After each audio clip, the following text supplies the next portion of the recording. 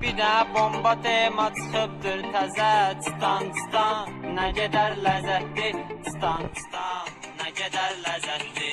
Bizim temaya olacaq durmaraq, Qılman sözünə qüvvət olsun dayaq.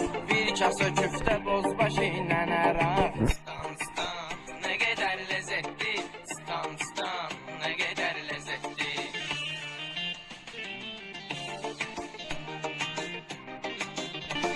Gedib gəzmişik Lənkəran dağın. Danmaq olarmı buranın torpağın?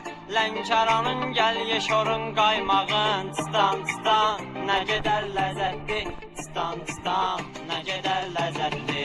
Aslara ələrikə hörmət eyləyək, Masallıda istirahət eyləyək, Lənkəranı biz ziyarət eyləyək. Çıtan çıtan, nə qədər ləzzətli. Çıtan çıtan, nə qədər ləzzətli. Balası Lanko nədə qar dedəm, Bəşdə cuni azğıllıq kar dedəm. Lanko nədə qəfələ pulov har dedəm. Çıtan çıtan, çiçbəşi ləzzətli. Çıtan çıtan, çiçbəşi ləzzətli. Papa sənə bir maşın eləyib gözaltı, nömrəsi də 10 TT 006. Hələ də sürülməyir Telkan 06. Çıtan çıtan, nə qədər ləzzətli. Çıtan çıtan, nə qədər ləzzətli. Gəl qəşəy bəndi var, Lənkəranın gəzməli çox kəndi var. İçməyə çay, limon, şirin qəndi var. Çıtan çıtan, nə qədər ləzzətli. Çıtan çıtan.